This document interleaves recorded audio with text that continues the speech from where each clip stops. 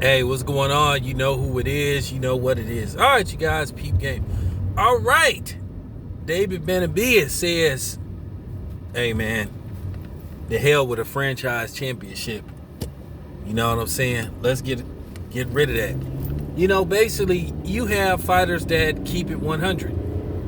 And then you have fighters that will go along with a scheme or catchphrase or whatever the case may be, the latest bullshit that is getting thrown at the fans. But here you have David Benavidez, a dude that I have all the respect in the world for because, you know, like I told you, I respect David Benavidez because, like I said, I've interviewed David Benavidez on several occasions. Man has never denied me an interview. Never. So at the end of the day, you know, when a person do right by you, you got to do right by them. So at the end of the day, I support David Benavidez because he keeping it 100. The franchise tag is just bullshit. It need to be called what it is. There's no way Canelo could be a franchise champion when Canelo is just tied to a lot of different shit.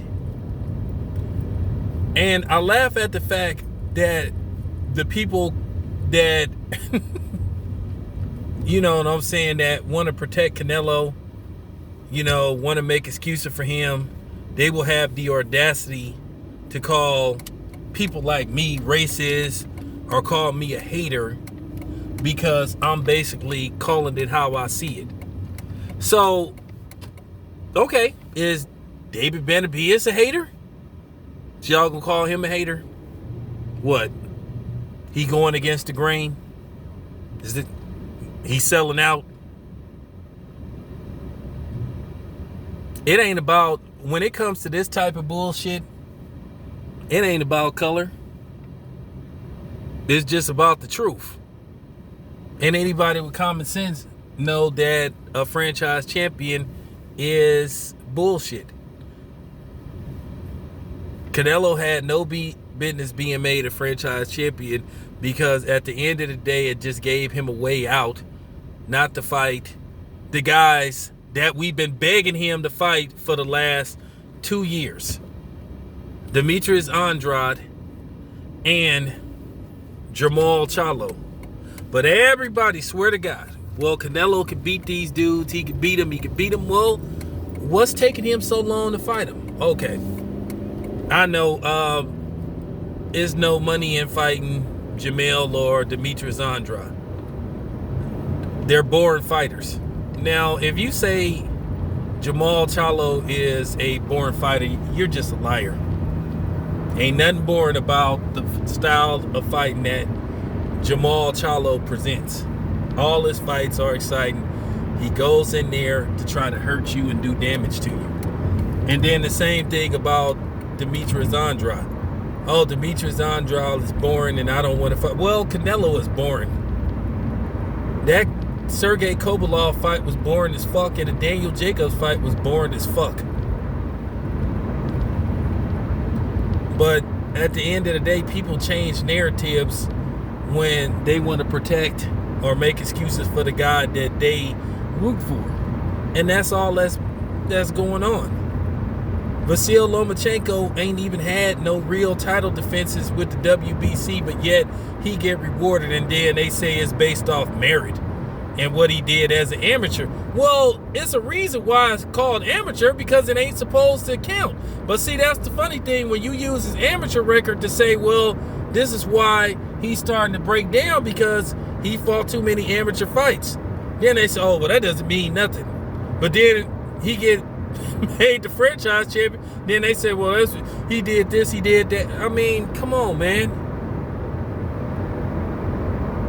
People not naive. Well, let me let me take that statement back. Some people are naive. Because see, the thing about me, just because something come out of Mauricio Sullivan's mouth don't mean it's the gospel. At the end of the day, we all know that Mauricio Sullivan and the WBC looks out for its Mexican fighters. That's been proven because they just now came with this Well, basically they came up with this rule. Hey, as long as you don't have a certain amount of clenbuterol in your system, then you're good. So basically they tried to say, well, if you got low levels, then that means you're not dirty. Hey, the rules is supposed to be, it don't matter whether you got a little bit, a lot, or a smidget. If you got it in your system, that's considered cheating.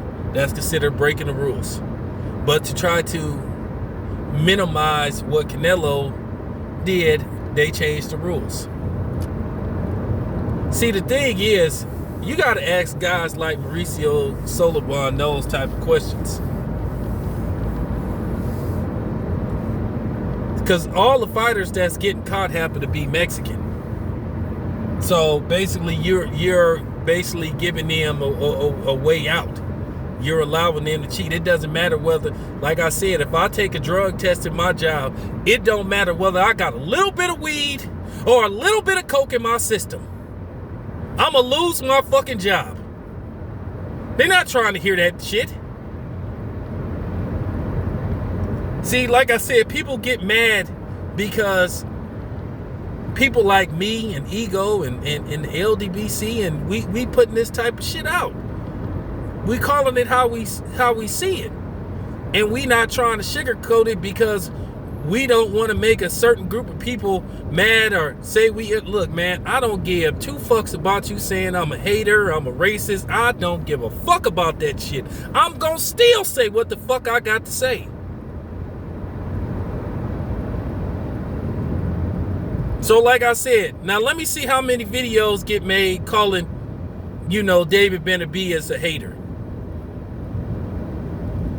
Let's see how many videos get made calling David Benavidez a racist.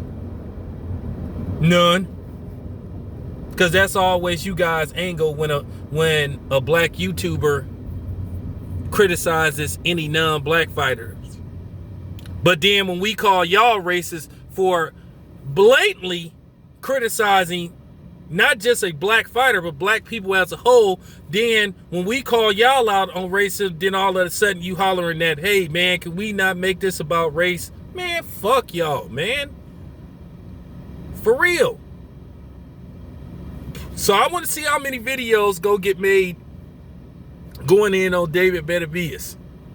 I wonder how many people go come in the comment section criticize David Benavidez. None. You know how this shit goes. But anyway, let me move on. I got some shit coming up. This your boy Town Biz. I'm out.